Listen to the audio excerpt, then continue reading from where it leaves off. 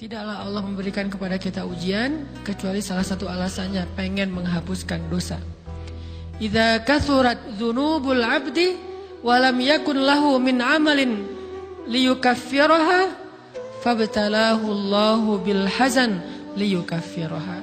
Kalau seorang hamba banyak dosa dan dia enggak cukup amal untuk mengkifarat dosa-dosanya, Allah akan menguji dia dengan rasa sedih, dengan rasa kecewa, dengan rasa berat, sakit hati untuk mengkifarat dosa-dosanya. Itu yang kita bangun. Sehingga kalau ada masalah sama orang lain, kita memperbaiki diri dulu. Bukan sibuk dengan kesalahan dia terus-menerus yang gak mau kita maafin. Misalnya ada teman kita nih, jadi clash sama kita. Hal pertama yang kita bangun, astagfirullahaladzim, saya banyak dosa nih.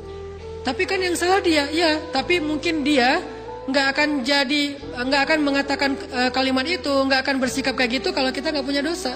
Allah sengaja mengutus dia untuk menguji kita lewat kata-katanya, lewat perilakunya, karena kita punya dosa.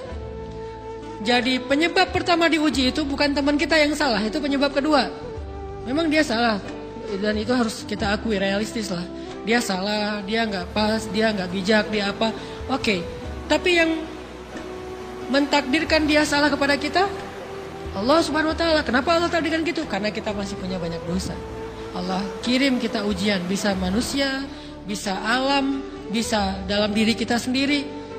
Itu semuanya adalah cara Allah untuk menguji kita dan membersihkan dosa-dosa kita. Ini yang kita bangun pertama.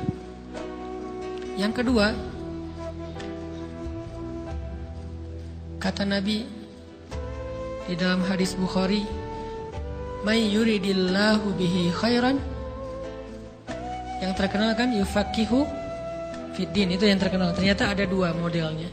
Ada may yuridillahu bihi khairan yufaqihu fiddin.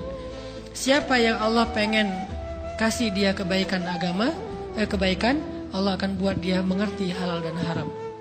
Itu berarti Allah sayang sama dia. Ini satu model hadis. Ada model yang kedua, mirip redaksinya. May yuridillahu bihi khairan yusib min. Hadis Bukhari. Siapa yang Allah pengen ngasih dia kebaikan, Allah uji. Hah? Kok gitu caranya? Ternyata kayak gitu rahasianya. May yuridillahu bihi khairan, may yuridillahu bihi khairan. Siapa yang Allah pengen ngasih dia kebaikan, Allah kasih dia musibah atau ujian. Kenapa bisa seperti itu, Ustaz? Fa inna ma'al usri yusra, inna ma'al usri yusra. Seolah-olah Allah bilang di dalam ayat itu, kalau kalian mau dapat kemudahan, biasanya lewatnya kesusahan dulu. Kalau kalian pengen dapat keberuntungan, biasanya dapatnya kerugian dulu. Tapi keberuntungan dan kerugiannya pasti nggak sebanding. Keberuntungannya jauh lebih besar daripada kerugiannya. Kerugian itu kayak modal doang, DP. Jadi kalau kita mau dapat kejutan dari Allah, Allah kasih kita DP. DP-nya apa? Ujian. DP-nya musibah. DP-nya rasa nggak nyaman. Itu DP tuh. DP terhadap apa? DP dari Allah terhadap hadiah-hadiah besar yang Allah pengen ngasih ke kita setelahnya. Cuman banyak orang yang menolak DP ini. Sama kayak kita misalnya. Kalau kita mau ngasih dia hadiah, kita kasih dia kayak kejutan dulu. Dia lagi ulang tahun nih, disiram air dulu. Setelah itu dikasih hadiah-hadiah yang mahal. Rela nggak disiram air demi hadiah? Rela, udah siramin lagi aja. Kalau setelahnya ada hadiah. Yang kita nggak rela, kalau setelah disiram disuruh bersih-bersih sendiri dan gak dikasih apa-apa, kan gak rela tuh. Berarti ini bab iman. Yakin gak kalau Allah tetap ngasih hadiah? Kan sabar dan iman itu ternyata tahu aman, kembar. Kalau kita yakin Allah ngasih hadiah setelah ngasih kita DP ujian, ya kita akan sabar. Gak apa-apa deh, bentar lagi mau dikasih hadiah, digini-giniin juga gak masalah. Dibully, diapain sama Allah, biarin aja. Ya Allah saya sabar, kan bentar lagi mau dikasih hadiah nih. Ini masalah yakin. Tapi kalau kita gak yakin, apa sih maunya Allah gitu kan? Begitu kalimat ini keluar, maka yang muncul setelahnya adalah mengeluh, berputus asa, dan gak akan sabar menghadapi ujian. Ujian, kata Nabi, may yuridillahu bihi khairan, siapa yang Allah pengen kasih hadiah, siapa yang Allah pengen kasih kejutan, siapa yang Allah pengen kasih pertolongan, siapa yang Allah pengen kasih kebaikan, yusib min, Allah akan uji dia dulu. Ini sunnatullah. Sehingga kalau kita lagi diuji, yang kita lihat jangan ujiannya, apa setelah itu. Gimana ngelihatnya Ustaz, gak kelihatan? Dengan mata hati. Istafti qalbak, tanya kepada hatimu, kelihatan gak? Dengan mata hati. Gimana ngelihat dengan mata hati? Dengan iman, saya percaya Allah pasti ngasih kebaikan setelah ini. Orang Allah sendiri yang ngomong, gak ada satu huruf pun di Al-Quran yang salah. Apalagi satu ayat, apalagi dua ayat. Fa inna ma'al usri yusra, ditegesin lagi, inna ma'al usri yusra. Tapi usr dulu, baru yusr. Dikasih kesusahan sedikit, dikasih kemudahan yang banyak. Dikasih kesusahan sedikit, dikasih kemudahan yang banyak. Ini yang kita coba bangun, tajdidul iman. Bangun memperbarui yakin. Sehingga ketika kita diuji, sedih, wajar. Mengaduh sedikit, bukan mengeluh ya. Kalau mengeluh kan nyalahin Allah. Kalau ngaduh, yang namanya orang dicubit kan, itu ngaduh. Tapi kalau, apa sih maunya Allah? Nah itu ngeluh. Antara mengadu dengan mengeluh berbeda. Mengaduh, itu manusiawi. Sedih, itu manusiawi. Air mata, bahkan bukan hanya manusiawi, itu rahmat dari Allah. Orang yang gak bisa menangis itu yang bahaya. Kalau kita masih bisa menangis, berarti kita masih peka hatinya. Bukankah anak kecil paling sering menangis? Berarti hatinya peka. Siapa lagi selain anak kecil yang paling sering menangis? Cewek.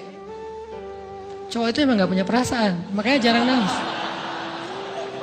Cewek dikit-dikit nangis. Jangan bilang, cemen banget sih nangis, cengeng apa. Enggak, karena dia perasaannya lebih peka dari kita. Itulah kenapa Allah menitipkan bayi kepada perempuan. Kalau dititipin ke laki-laki, hancur. Di balik kepekaan perempuan, di balik sensitifnya perempuan, di balik perasaannya yang luar biasa, di situ Allah Subhanahu wa taala menitipkan amanah, dia yang paling baik dalam merawat bayinya. Perempuan secara umum mungkin lebih banyak bicara daripada laki-laki ya. Walaupun ada orang yang perempuan pendiam banget, ada yang nggak ngomong sama sekali, misalnya diem-diem aja, ada. Tapi secara umum perempuan lebih banyak berucap daripada laki-laki. Emangnya ini kekurangan? Bukan. Ini kelebihan.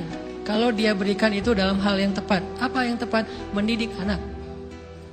Justru karena perempuan banyak ngomong, lebih baik dalam mendidik anak daripada laki-laki. Laki-laki itu kurang mendidik, kurang mengedukasi kepada anak dengan usia tertentu karena dia jarang memahamkan. Salah hanya marah, salah hanya ditegur. Kalau ibunya jelasin, gini sebelum tidur ibunya yang ceritain banyak cerita. Saya sendiri ngalamin. Sering mana seorang ayah sama ibu interaksi sama anak dalam bentuk verbal. Sering ibu. Jadi menangis itu rahmat dari Allah. Gak apa-apa, nangis saja. Dan itu tidak disebut mengeluh. Kamu kok nangis? Kan orang Islam harus sabar. Emangnya nangis dengan sabar itu bertolak belakang? Sabar tetap sabar. Ya nangis jalan aja terus nangis. Nangis pakai nangisnya nggak cuma nangis doang, emotikonnya juga nangis, berderai-derai gitu. Sampai air matanya menggenang gitu kan ya. Boleh lah. Ditambah lagi dengan visual menangisnya, posting bahwa dia lagi tertusuk duri dengan postingan kaktus atau apalah. Dia pengen share ke semua orang bahwa saya sedang sedih. Sehingga nanti ketika ada orang yang menghibur dia dengan sedikit kata-kata yang sabar ya segala macam, makin berderai-derai. Itu belum jadi, kecuali dia keluarkan kata-kata mengeluh, baru dia disebut orang yang banyak mengeluh, berputus asa. Kalau mengaduh, wajar. Walaupun ada nabi udah diuji berat gak mau mengaduh, apalagi ngeluh. Zakaria digergaji, mengadu aja enggak. Kenapa? Karena kata malaikat, kalau kamu mengadu sedikit aja, maka Allah Subhanahu wa taala akan menghancurkan kaum ini. Dia kasihan kepada kaumnya, enggak mau mengaduh. Satu-satunya orang yang kita tidak boleh mengadu hanya orang tua. Atau itu mengeluh kalau untuk orang tua. Kalau yang lain enggak disebut mengeluh. Kalau ke teman, malas enggak apa-apa. Jangan sering-sering tapi. Apaan sih? Ke teman boleh. Tapi ke orang tua, saja, itu bukan lagi mengadu, itu sudah mengeluh. Khusus untuk orang tua. Kalau diantara manusia.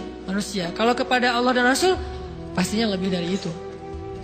Ketika kita diam saja, tidak langsung beranjak sami'na wa ata'na labbaik ya rabbi wa sa'daik, enggak memenuhi panggilan Allah, itu sudah disebut bagian dari kufur ingkar. Tapi minimal kita mungkin masih mengaduh, kita masih menangis, kita masih lelah, kita masih merasa lemah. Setidaknya kita tidak mengeluh. Kenapa? Kita percaya Allah kalau mau ngasih hadiah kepada hambanya, DP-nya itu ujian. Dan yakinlah hadiahnya minimal 10 kali lipat lebih baik daripada ujian itu. Minimal, karena nggak ada amal soleh yang dibalas di bawah 10 kali lipat tuh nggak ada. Amal soleh, amal ya bukan niat. Amal yang udah kita kerjakan minimal dibalas 10 kali lipat, minimal. Maksimalnya bighairi hisab, tanpa batas. Bighairi hisab, tanpa batas. Ada yang 700 kali lipat kayak sedekah, tapi tetap aja ayat sedekah di akhirnya ujung-ujungnya apa? Bighairi hisab juga kan? Berarti sedekah itu minimal dibalas 700 kali lipat, minimal. Kalau kita yakin. Selalu syaratnya kalau kita yakin.